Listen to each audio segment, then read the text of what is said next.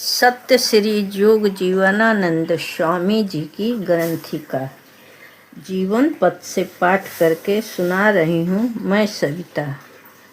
सोच कर रखिए जीवन का उद्देश्य क्या है। लक्ष्य स्थिर किए बिना जीवन यात्रा अधूरा है और यह लक्ष्य भी होना चाहिए निर्दोष, उदार, विश्व हितकारी। जीवन का जो लक्ष्य है उसका हर एक कार्य और प्रयास में सदा अनुकूल गति रखना जरूरी है।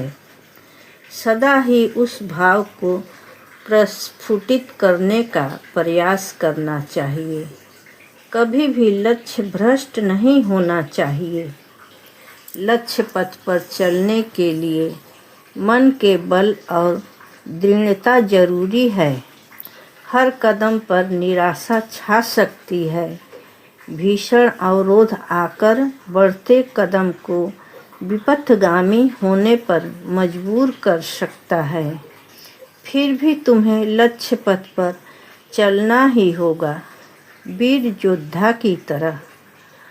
लक्ष्य पर ख्याल रखना होगा, प्रभु का ध्यान जैसे सदा जागृत।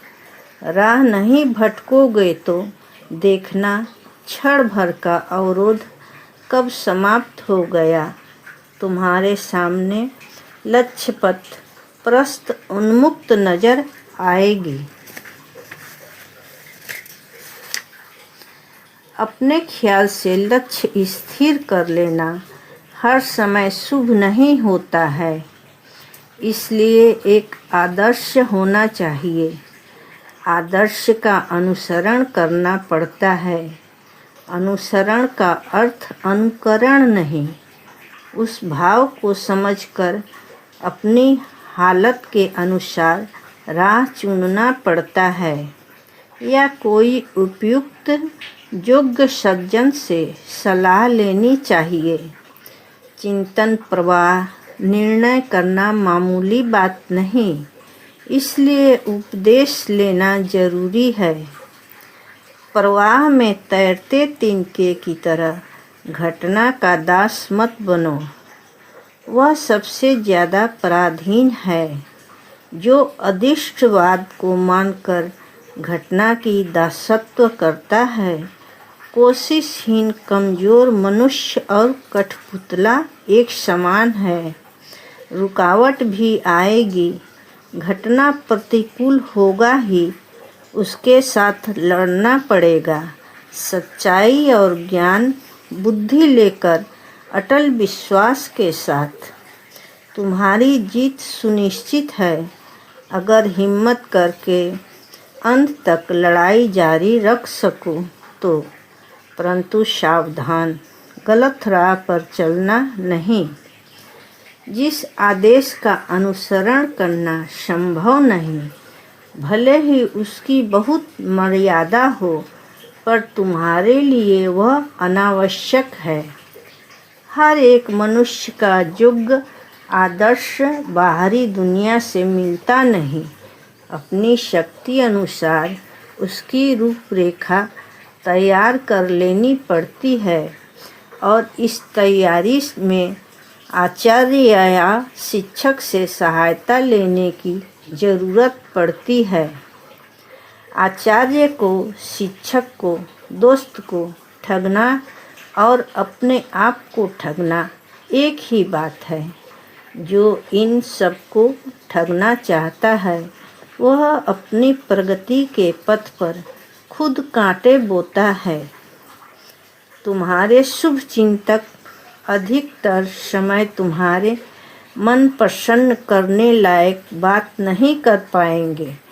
उन सबकी अप्रिय बातों पर अभिमान करना या क्षुब्ध होने का मतलब उनको दर्द देना है और खुद को भी क्षति पहुंचाना है। जीवन स्वप्न नहीं, वास्तव है और इससे एक नीतिपूर्ण निष्ठता चाहिए। ख्याली होना अन्याय है। जीवन का शौक पूरा करना जरूर बहुत बड़ी बात है, परंतु जो शौक तुम्हारे जीवन में जरूरी ही नहीं था, गलती से उसे ही ज़रूरत समझ बैठे हो। इन हालत में सोचना चाहिए, शौक पूरा नहीं होने पर भी क्या बिगड़ता है। अनावश्यक हानिकारक शौक पूरा ना ही करो तो ठीक है। शौकीनता से बड़प्पन का एहसास जरूर होता है, परंतु वह अज्ञान लोगों के निकट। ज्ञानी और विचारशील व्यक्ति शौकीनता की निंदा ही करते हैं। स्वच्छता, श्रृंखला और सुंदरता रक्षा की यत्न या प्रयास को शौकीनता या विलासिता कहा जाना ठीक नहीं। विधि पूर्वक देश काल अवस्था विचार करके अपना वेशभूषा बनाना चाहिए। फिजूल पहनावा ओढ़ावा विलासिता ही है। भाव प्रवण होना स्वाभाविक है, परंतु नैतिकता भुलाकर भाव प्रवणता को गौरव प्रदान नहीं किया जा सकता। अभिलाषाएं बहुत है, परंतु सारे ही कल्याणकारी नहीं। बुरी वासना पूरा ना होने से जो दुख होता है वह दर्द नहीं है, ईश्वर का आशीर्वाद। अभाव उन्नति विरोधी है, इसमें कोई शक नहीं, परंतु अभाव में ही मानवता के बीज शीघ्र अंकुरित होते हैं। अगर अभाव के भार तले मन को दरिद्र नहीं होने दिया जाए तो आर्थिक अभाव क्षणिक पर मन की दरिद्रता जीवन भर कलंक की बात है। धैर्य जीवन संग्राम का प्रमुख अस्त्र है। धैर्य खोने से धर्म नष्ट होता है। उत्साह, अहिंसा और सहिष्णुता जिनमें है वह अंत तक विजय प्राप्त करके ही रहेगा। दुख सहने से सुख साकार होगा। तकलीफ का सही इलाज उसको सहना है। आमोद प्रमोद खान पान के जैसा ही शरीर और मन के लिए आवश्यक है, इसमें कोई संदेह नहीं, परंतु उच्च श्रृंखला, अनियमित, विधि वर्जित आमोद प्रमोद शरीर और मन पर चुपके से जहर होकर फैलते हैं। सबकी रुचि एक प्रकार नहीं होती, जिसके चलते कोई घटना से एक ही प्रकार के आमोद सब कोई अनुभव नहीं करता। यह बात सच है।